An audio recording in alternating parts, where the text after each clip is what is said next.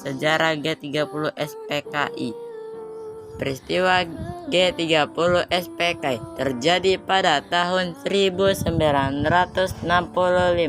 dan dimotori oleh Dipa Nusantara Aidit atau DN Aidit, pemimpin terakhir PKI.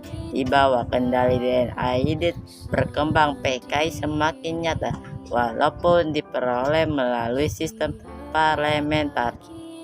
Pandangan itu disebut bertentangan dengan konsep Mao Zedong dan Stalin yang secara terbuka menyatakan bahwa komunisme dikembangkan hanya dengan melalui perang.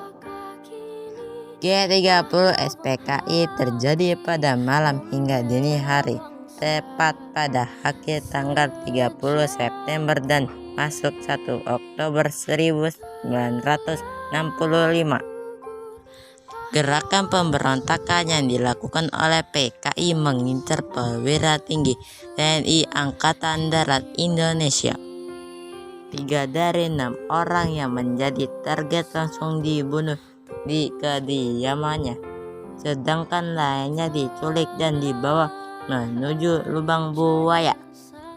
Keenam perwira tinggi yang menjadi korban G30 SPKI antara lain Letnan Jenderal Anumerta Ahmad Yani, Mayor Jenderal Raden Suprapto, Mayor Jenderal Mastrito Darmo Haryono, Mayor Jenderal Siswodo Parman, Brigadir Jenderal Donald Ishak Panjaitan, dan Brigadir Jenderal Sutoyo Siswo Miharjo.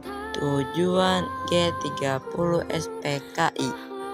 Tujuan utama G30 SPKI adalah menggulingkan pemerintah era Soekarno dan mengganti negara Indonesia menjadi negara komunis.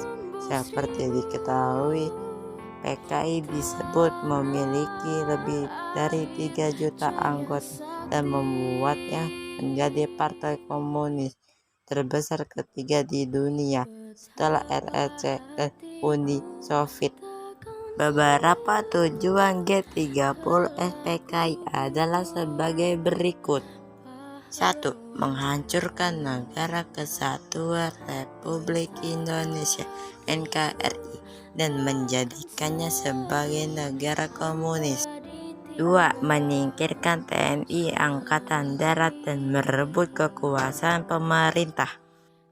3. Mewujudkan cita-cita PKI, yakni menjadikan ideologi komunis dalam membentuk sistem pemerintahan yang digunakan sebagai alat untuk mewujudkan masyarakat komunis. 4. Menggantikan ideologi Pancasila menjadi ideologi komunis. 5. Kudeta yang dilakukan kepada Presiden Soekarno tak lepas dari rangkaian kegiatan komunisme internasional.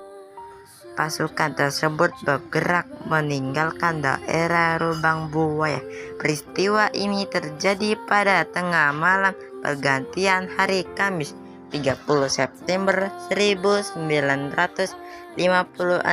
menuju hari Jumat 1 Oktober 1965.